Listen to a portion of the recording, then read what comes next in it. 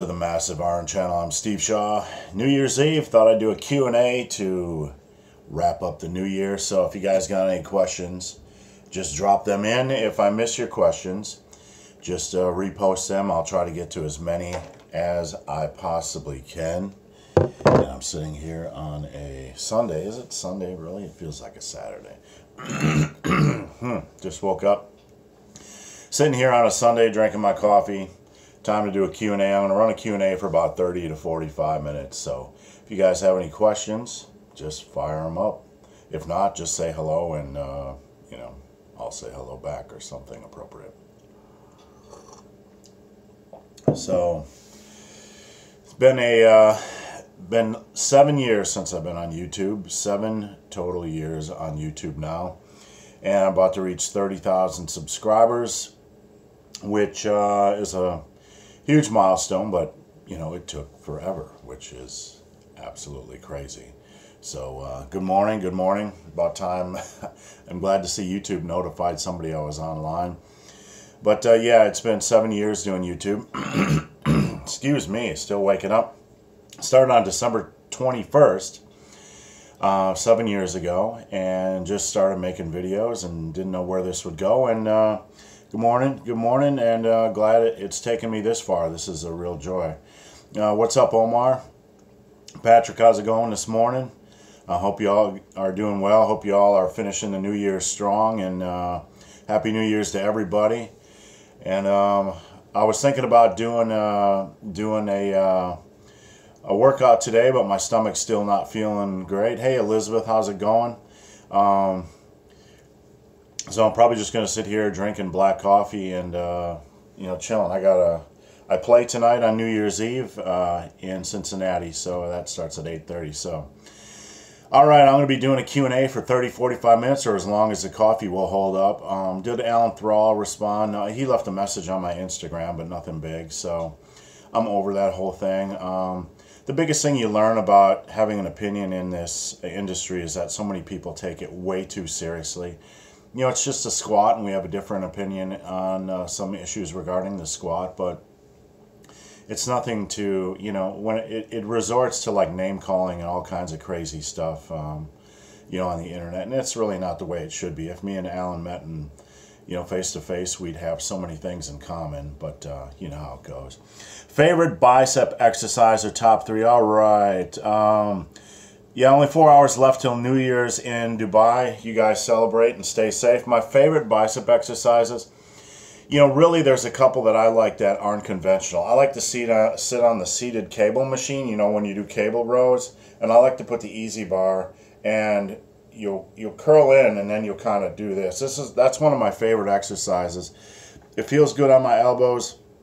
I like to do standard alternating dumbbell curls, and I like to do reverse grip lat pull downs because I can really feel a good bicep contraction.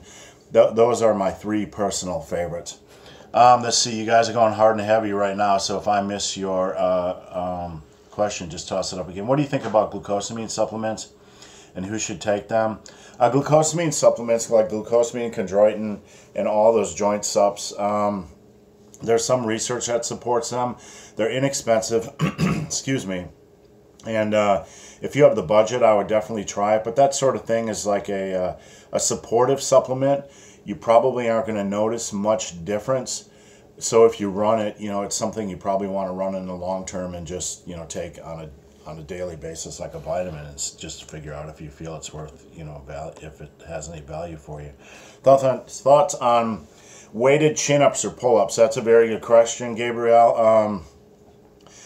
I think when you're going to do weighted chin-ups or pull-ups or dips or weighted body weight exercises, it's best to keep the volume high. By that I mean 10 to 15 rep sets, or maybe 12 to 15 rep sets, and really progress slowly. Make sure you have really good form, because you see guys that will add weight on chin-ups or dips or pull-ups, and they tend to get really super aggressive and their form gets sloppy. So if you're going to do weighted body weight exercises, like you're going to add weight to your chin-ups or pull-ups or dips, do so very slow, meticulously. I would keep the reps between 12 to 15 and make sure your form is locked down. Don't do any sloppy reps. Don't count any sloppy reps. That's my best advice. Is a Bulgarian method a good idea? For most of us, no, it's just overthinking.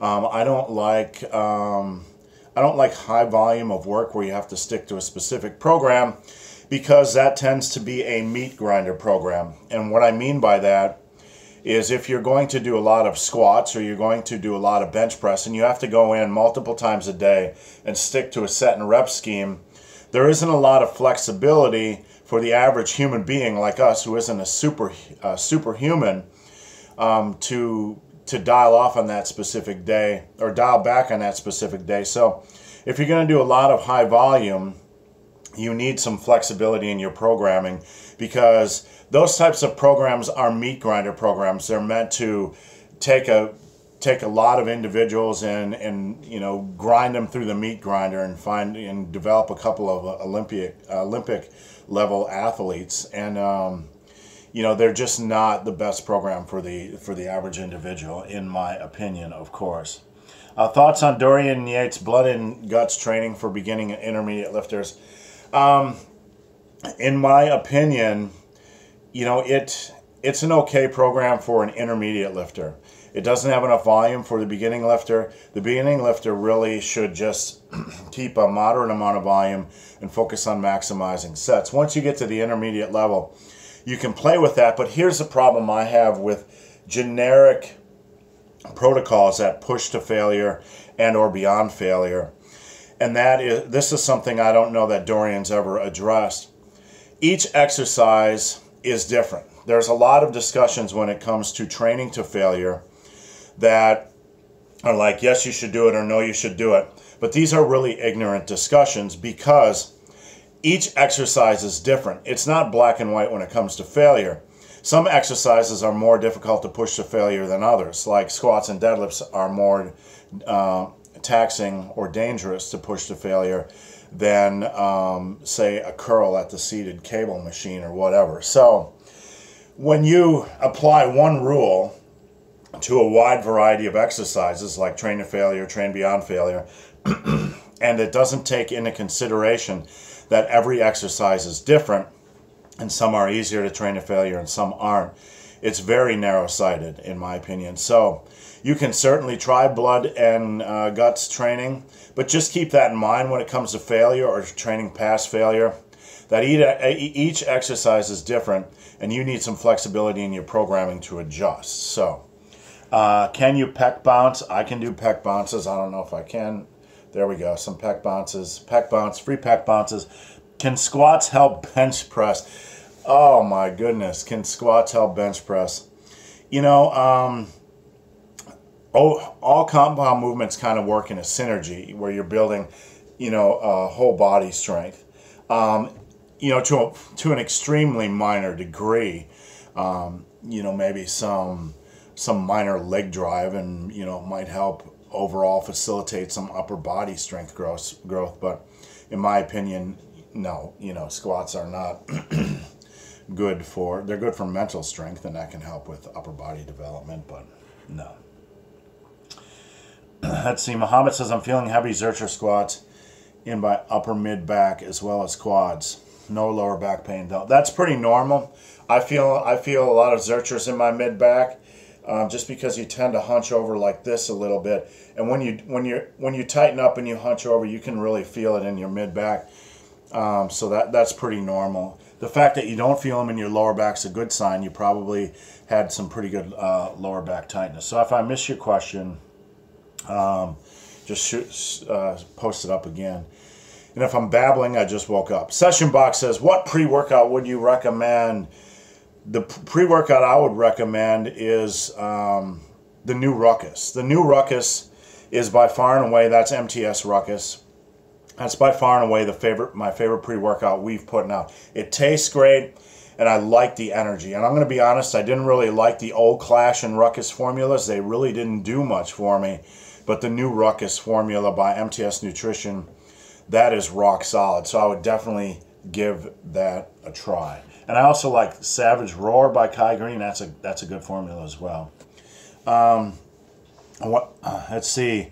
Morning, Steve. Happy New Year. Wanted to ask you, do you lift heavy weight to build muscle, and what do you recommend 5x5 versus? I don't really understand the question. Do you have to lift heavy weight to build muscle?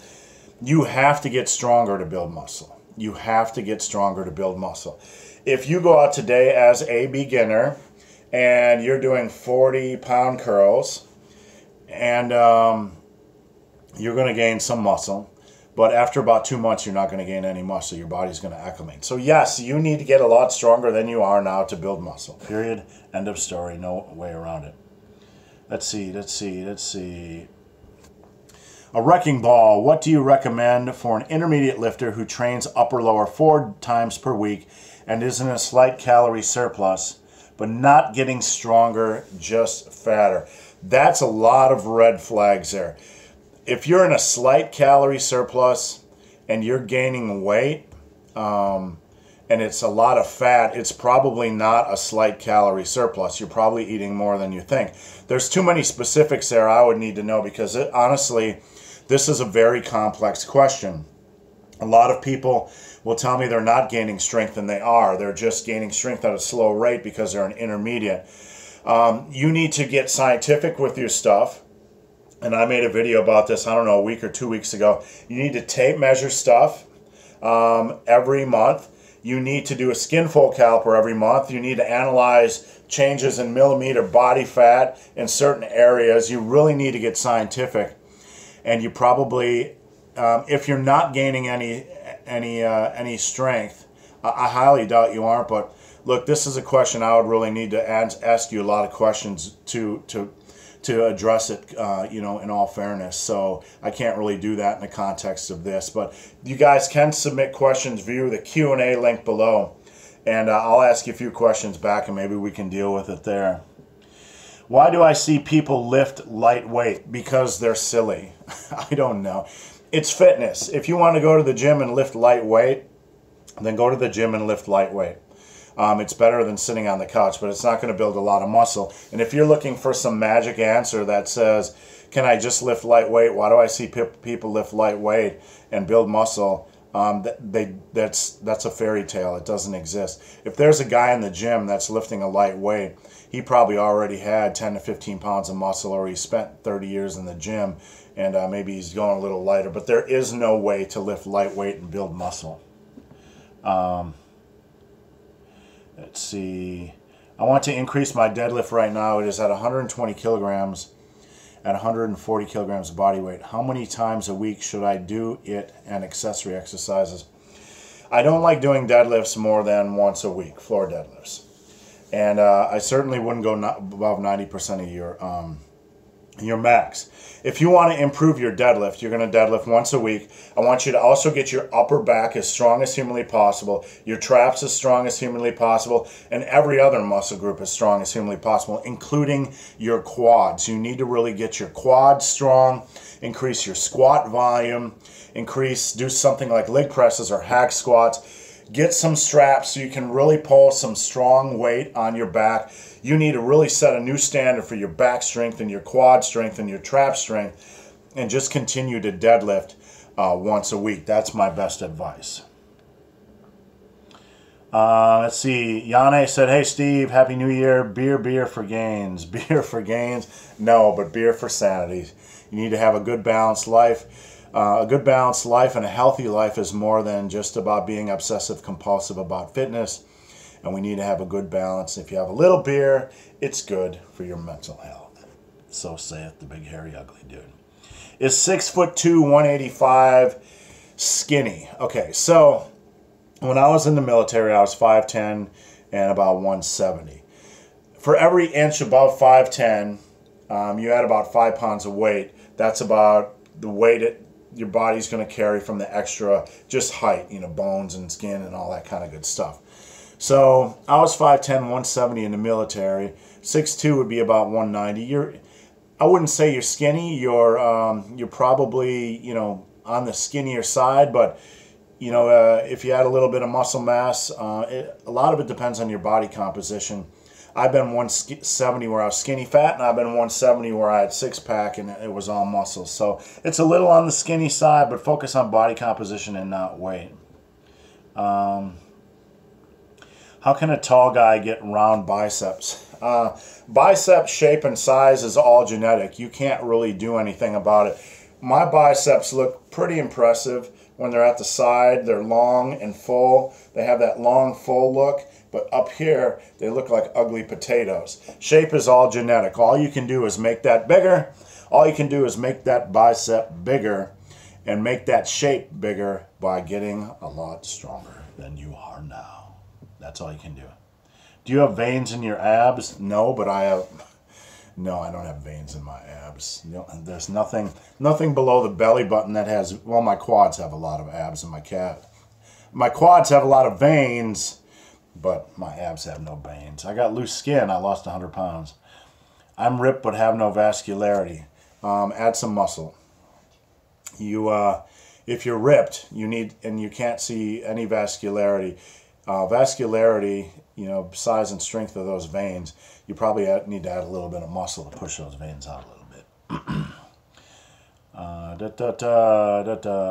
Do you play in a band? I play solo acoustic, and I've been playing out a lot lately. I actually have a page called Steve Shaw Music. I'm playing in Cincinnati tonight, playing in Madison, Wisconsin next Sunday, playing in the Kentucky on the 13th. Where am I playing on the 18th? Where am I playing on the 18th, Fiona? I forgot. Coffee house? What's that? Coffee house? No, the coffee house is... me and Heather Valley are playing somewhere on the 18th. I forgot. You can check it out on Steve. Stanley's. Oh yeah, Stanley's in Cincinnati. Let's see. When you periodize by doing 10 to 12 by 3 at a weight 1 week, and then 8 by 10 by 3 the next week, and increase, that's way too you're way overthinking things. Stop doing that type of periodization and focus on making sets count. That's you're just overthinking numbers that are meaningless. You really are. You need to focus on making sets count. Periodizing between 8 to 10 reps and 10 to 12 or 12 to 14, those numbers are meaningless if you're not making sets count. Stop worrying about meaningless things. Stop chasing things that don't matter and start making sets count. Pushing a set for as many reps as possible. Stop that set when you feel like you might fail on the next rep or if your form starts to break down. Periodization doesn't matter when it's in the wrong context. So those are just numbers. That's just something that exists to make you feel better and isn't inherently effective. Top 3 essential muscle groups for looking beefy. What are the muscle groups that people notice most about me? I would say the quads, and I would say just overall the upper body girth, the width. The traps are a big one. The shoulder and chest girth. Overall, if you want to look big walking down the street, there has to be some width here and some height here, because that's the thing I think people notice most about me. And I'm not going to sit here and say I'm bigger in real life, but I'm one of those guys that when people see me in public, they tend to ask me if I'm a pro wrestler. So I don't want to go all Jason Blaha on you guys. What do you do for a warm-up on leg day? A warm-up, for me, has to, like if I'm going in, okay, we got to block somebody here. We got to block a fool. Hold on. Block. When somebody gets up in here and starts throwing around stuff, they're blocked. What do I do for a warm-up? There are several aspects to a warm-up. Number 1 is just bringing up your overall body temperature. Number 2 is, warming up your central nervous system. So for me, warming up my central nervous system just involves ramping sets. And you can do 5 to 10 minutes of really moderate cardio to bring up your your body temperature. And then after that, it has to be about central nervous system warm up. So I've made plenty of videos on warming up on this channel, and you can check those out. If you want to know more specifics, just send me a specific question via the Q&A link below. Let's see. Hello from Greece. After surgery and 2 months in bed, should I do full body, power lift, and switch to splits, or jump right into high intensity? After a layoff, no matter what it's for, you should spend about 2 weeks as a feeler. I would do 2 to 3 workouts per week, upper body, nothing crazy that first week. Just get in, do moderate weight, get moving. Don't kill yourself because you need to ease back into it. Your body's going to get up to speed pretty quickly. Second week, ramp up the intensity a little bit, meaning weight, and then kind of evolve after that based on how you feel. But basically, after a layoff, you probably want to take 4 to 6 weeks to ramp the intensity and get back up to full speed. It's just smart, intelligent way to do things. It'll help you maximize that muscle memory and bring back the gains you had previously without getting injured. I want to cut down. I'm 6'2", 185. If you want to cut down in weight, most guys that are skinny want to cut down in weight because they want to get ripped. But if you really want to look good, you know, that's fine if you want to cut down in weight. But you understand that if you don't have a lot of muscle, you're just going to look like shit after you lose the weight. You're not going to have that lean, muscular physique. So you need to really consider the reality that you need to add a good 10 to 15 pounds of muscle to your frame. So when you do get lean, there's something that'll actually look good. Because if you're thin and you don't have muscle, and I don't know your case, so I'm just speaking generically, but if you're thin and you don't have muscle and you lose weight, you're just going to look worse when you're done. You're just going to look worse. So just that to consider. Favorite shoulder rehab exercises. I've learned a lot about shoulder training in the last year and a half because I've started to play with some different exercise variations. What I have learned is that a lot of movements really can take their toll on the shoulders. I found the ones that are best for shoulder health for me are 12 to 15 rep sets of like seated barbell overhead presses or seated Arnold presses or seated dumbbell presses. I found that moderate weight, high volume is probably the best way for me to rehab a shoulder, to keep a shoulder as healthy as possible. I'm no rehab expert, so let's just set that straight. But when it comes to shoulder health, when you start doing a lot of obscure exercises, I find they really start to impact my shoulder health. I start to pick up a lot of strains and pains. So when you're doing rehab work or when you're trying, I would start with a very, very moderate lightweight and just focus on volume. Don't go super heavy. Barbell presses and dumbbell overhead presses to start with, and don't do any awkward leverage position exercises like side lateral raises or front lateral raises or upright rows or anything like that. That's my best advice, but again, I'm no expert on shoulder rehab. German volume training versus 5x5, which would build more muscle? Neither. Programs aren't the magic. Programs aren't the magic. Nothing's going to build more muscle. What's going to build more muscle in the long run is finding a program you like. It's going to be compound movements. It's going to be getting a lot stronger than you are now. It's going to be consistency and a good diet. That's it. Programs aren't the magic. Programs are not the magic. And if you have any questions about that, check out my book, Massive Iron. It's linked below. Don't obsess about programs being the magic. You're focused on the wrong thing. That is not the magic. The magic is a good exercise selection, progressive overload, making sets count, consistency, and a good diet. And that is all you need to worry about. So saith the big, hairy, ugly dude. Hi, I met someone that says he trained at the farm. All right, yeah, blah, blah, blah, yawn. Enough about that dick fuck, all right? Let's see. 5x5 is not better at building strength because of the high frequency. That's complete bullshit. You're just buying crap that you hear on the internet. That's not true. How much muscle can you build in 3 months on a bulk as a beginner? The first month of the first year of resistance training, and this is based on a lot of research, the average individual can potentially build 16 pounds of muscle during the first year of lifting. Now, the first month, the 6 weeks to maybe 8 weeks of your training, you're going to pick up a lot of neuromuscular adaptation, where the neuromuscular system is getting used to what you're doing, and it's not going to, you're going to build some muscle, but a lot of the strength you're building up is actually improving the communication in your neuromuscular system. So the first 3 months of training, you're probably looking at 3, 4, maybe 5 pounds of muscle if you do things right. So thoughts on push-pull legs, rest, repeat program. You can do that type of program when you are training that frequently. You just want to keep your volume down when you start that type of program, your set volume. So I wouldn't go probably over, I would start at maybe about 12 to 14 sets per day. And, you know, that sounds a little bit on the light side, but take about 3 or 4 weeks at that level, or maybe 2 to 3 weeks at that level, and then see if you need any additional work. Don't start with push-pull legs, high volume. I've done that type of program when I was 20. It can beat you up quickly if you're doing 20 sets.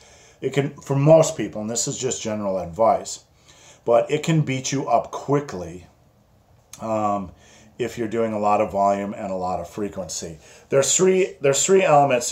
There's 3 elements of the training pyramid: volume, intensity, and frequency. And intensity is weight relative to your 1 rep max. So you have 3 aspects of training: volume of sets, intensity, or how strong you're lifting, and frequency. So when you raise one of these variables, you generally need to dial one of the other variables back. So when you're training more frequently, you generally need to dial the training volume back or the weight back. So just keep that in mind. Let's see. Is it possible to deload on just one exercise? Yeah, absolutely. That's a very good question, Kevin. Kevin's asking, can you just deload on one exercise? I do this all the time. Listening to your body is an essential to longevity and training. And if you are, if you feel really burned out, like sometimes there were times when I was lifting heavy on squats over and over and over again, and I would feel my CNS just needed a break, or I needed a mental break. You can deload on one exercise, like the real heavy compound movements, and still go in on your assistance work and do that as well. So yeah, you can create the rules, just listen to your body and do what your body is telling you. And deloading on the big compound movements while keeping up your assistance work is a good way to stay in the gym, and it's something I actually do quite often. I just, you know, I don't do it with purpose. I'll just deload or go a little bit lighter on a given day if I'm just not feeling it on a compound movement. Squatting parallel. Elizabeth says, squatting parallel versus squatting below parallel. Is there any reason to do it besides for competition? I'm restraining my squat to go below. I'm retraining my squat to go below. Let's see, squatting parallel versus squatting below parallel.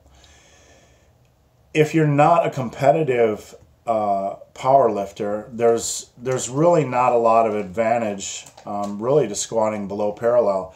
I know in the lifting community sometimes they can be obsessed with ass to grass, but really that can do more harm than good for the average lifter who doesn't have great form. Once you get your butt deep, you can get a little butt wink, and it can take you out your lower back. It can loosen your lower back or take away your lower back tightness, and that'll change the dynamic of the lift in the hole and put more stress on your hamstring or your knees or all kinds of things. So the squat shouldn't be a depth contest, meaning if you can get below parallel, it's not, hey, how much further can I go? If you can go below deeper than that and you feel it feels better on your body and you're not compromising your form and your tightness and your lower back tightness and all that kind of good stuff, and if you can feel it, it benefits, like you can feel it hitting your quads more, by all means go ahead. But for the average lifter, there's really not a lot of benefit, and there's a lot of potential downsides. MT22 pick or choose. I don't know what that means. When you say heavy, do you mean 4 to 6? I don't know what you mean, Chris. When I say heavy, I mean weight relative to your 1 rep max. So if your max on bench press is 300, an intense weight would be 80% or above of your 1 rep max. 70 to 80 would be moderate intensity, 70 to 80%. Heavy isn't a rep range because you can do 4 to 6 reps with a moderate weight. You can do 4 to 6 reps with 20% of your 1 rep max. So reps really tell us little. If you're pushing sets for as many reps as possible, then 4 to 6 reps would probably be heavy, or 80 to 85% of your 1 rep max. So yeah, that would be heavy in that context.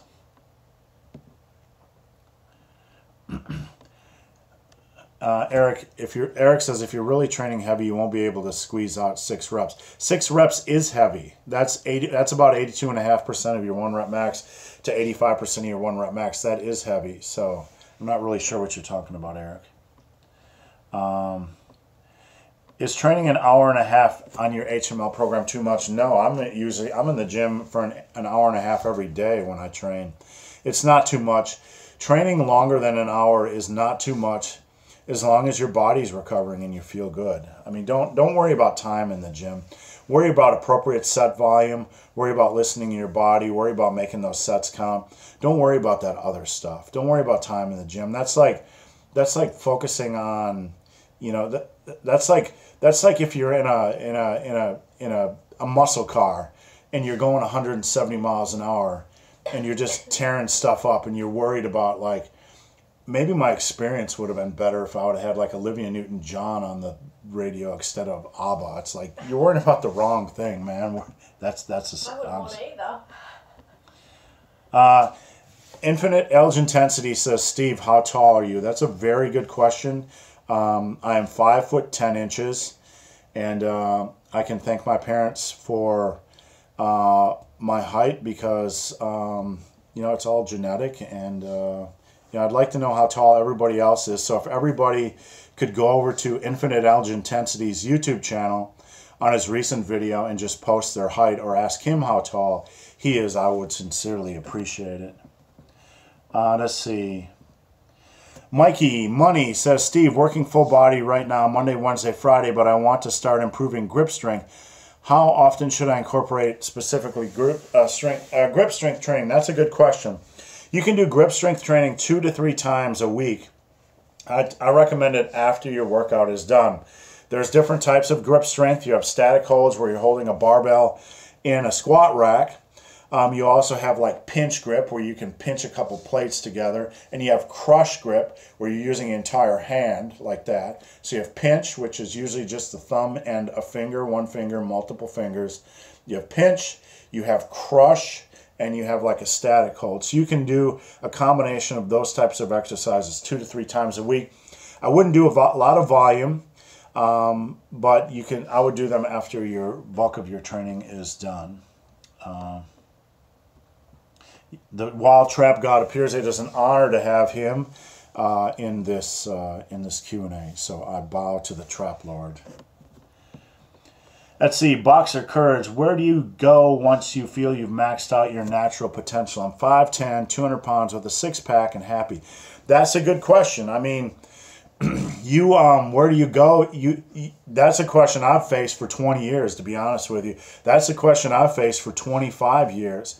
I had 95% of my muscle and strength that I've ever built after 5 years. So after that, you can push and beat the crap out of your body. You can just continue to hammer hard, but you're just working for ounces of muscle and pounds of strength. So you really have to think long term. You really have to be in love with the iron. It's easy to maintain. You can cut back on volume and maintain really easily.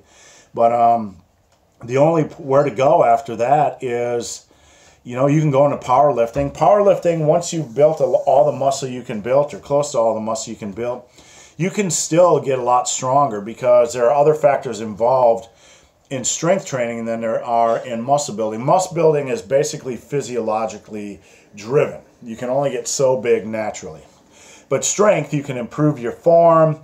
You can bring up weak body parts and get them stronger. There's a lot more pieces to the puzzle when it comes to strength training. So you can either get more excited about strength training, or you can start to incorporate other aspects of fitness and not make your whole life about maintaining or, you know, about building, you know, 2 more ounces of muscle.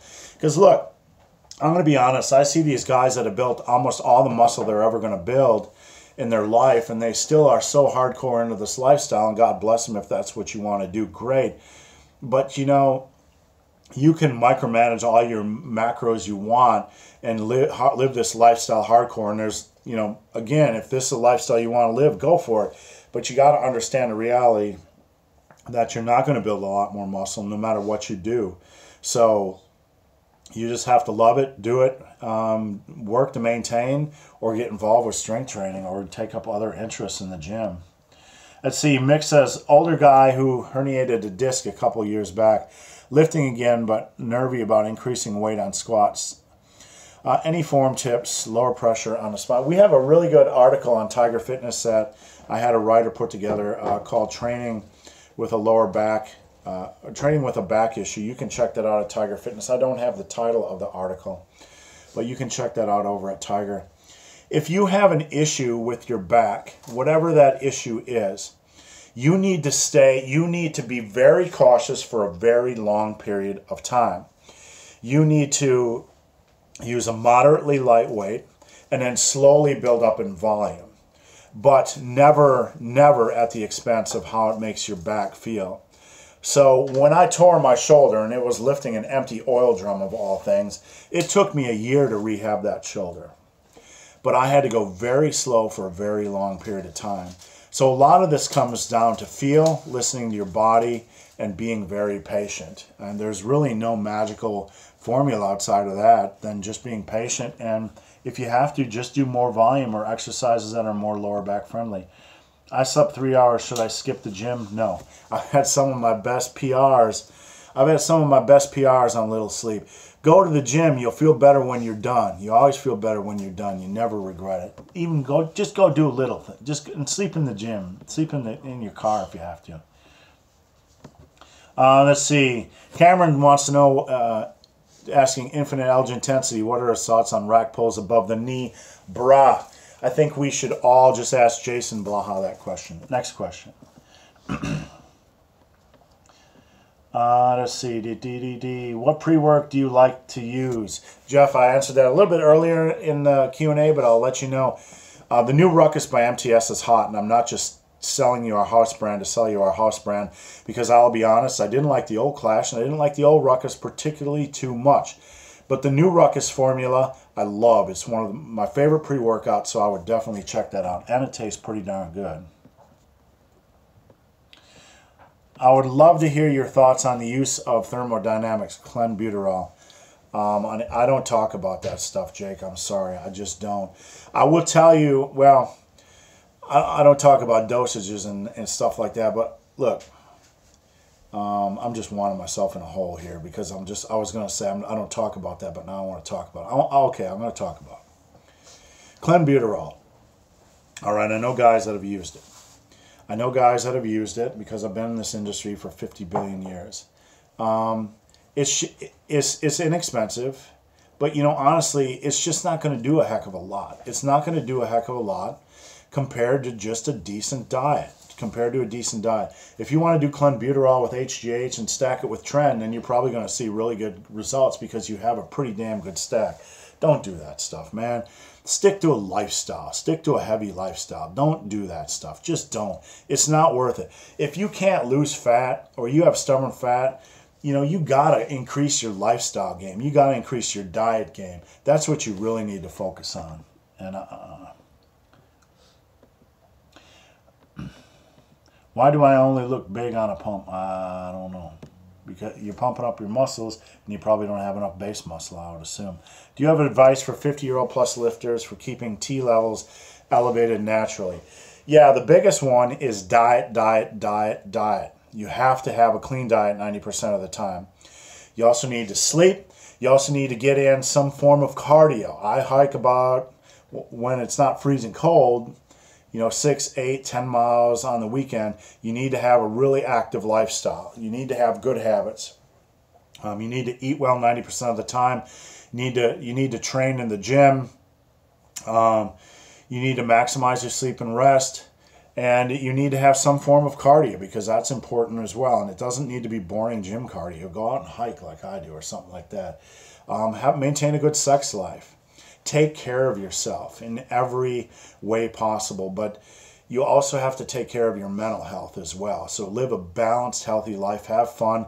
Go socialize with people and your family and friends and have too many beers sometimes and just keep a good, healthy balance. That's my best advice. And it's not magic, but really the combination of lifting and diet and a little bit of cardio and keeping your weight more normal and not too heavy will help you in the long run. I'm going to do a couple more questions. Happy New Year's. Happy New Year's in Perth. Maybe if I can get my Australian girlfriend over here to say Happy New Year's to you in Perth. What time is it in Perth? Is it? Oh.